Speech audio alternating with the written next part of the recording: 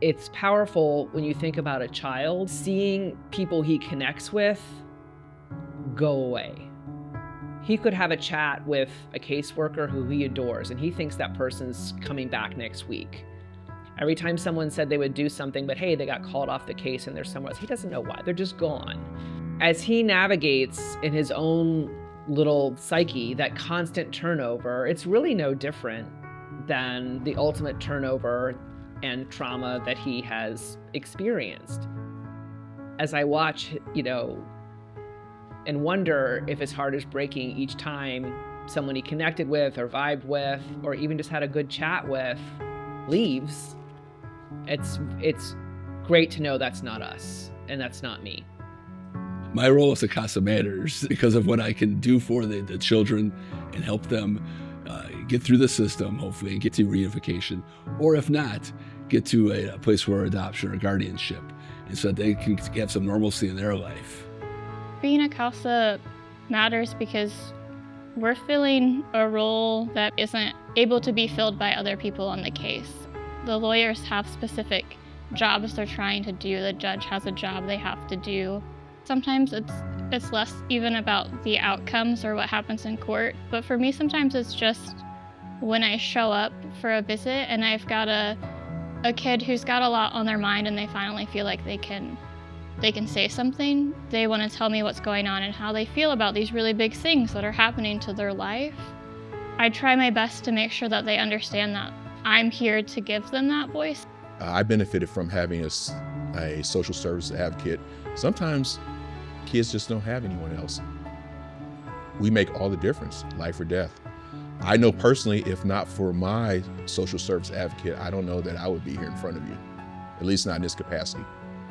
I think it's really important for people to support the CASA program because the more money that CASA raises, the more volunteers that they can recruit and train and supervise and provide that one-on-one direct contact with the child who is in a very vulnerable situation. Hi, Marion. Hi. Marion, how long have you been a Wayne County CASA volunteer? I've been a Wayne County CASA volunteer for 10 years. I've had 5 cases, very trying cases. Children, they're often unseen. They speak and we just, okay, they just a kid. Children know stuff, they listen, they hear, to be their voice. I think that's the most rewarding for me, to be able to speak for them. My current case that I am on now, I've been on the case, it's going on 4 years, so maybe 3.5. Didn't start out easy. 7 children, all separated. The children came into care in 2022. The circumstances of how the children first came into care was due to allegations of sexual abuse and physical abuse. Mom was in denial of both, to be honest. And then mom was struggling with a lot of stuff. She had mental issues. So we were getting help for that, services for that. We were providing all of that for her. So we were looking at reunification at the time, but after a while, we just took it off the table. She was not completing the drug test. She wasn't completing the parenting classes. So it was just like, okay, at some point we have to come to an agreement that this is not the best suitable place for the children to be placed at. Mom was murdered in 2024. The children found out through family. The kids suffered a lot. The little one went to school and he told everybody who would listen the scenario in his head based on what they had given him, that his mom was watching TV, someone drug her out the house and did all these awful things. That was terrible to hear that from a kid that's 4 years old. Now, since then, he's doing a lot better. He's with the foster family and he's in counseling. So the foster family has done well with them as far as counseling. Right now, they're in the process of adoption. One child has been adopted out. The little girl has been adopted out. The 2 boys By the end of this month or the beginning of April, they should be adopted out. My 4 children, it's hard to place 4 children because they were trying to keep them together, but it's not. Sorry. When you think of children and you think of childhood, it's supposed to be great, not what they're going through. And I'm sorry.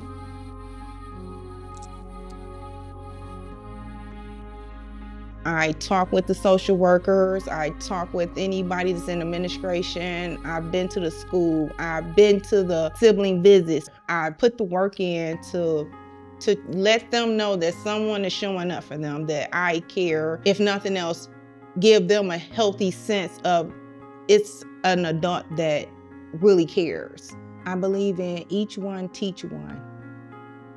So if I touch 5 of these children, maybe they'll touch 5 people or 5 other children. Who knows? So keep dreaming. Yep. When I created International Therapist Fund, I truly believed I was not reinventing the wheel, which is a wonderful thing, that there were so many organizations that already are helping individuals. And I just wanted to bring an extra layer of help to people to increase the odds of an individual being able to overcome a trauma.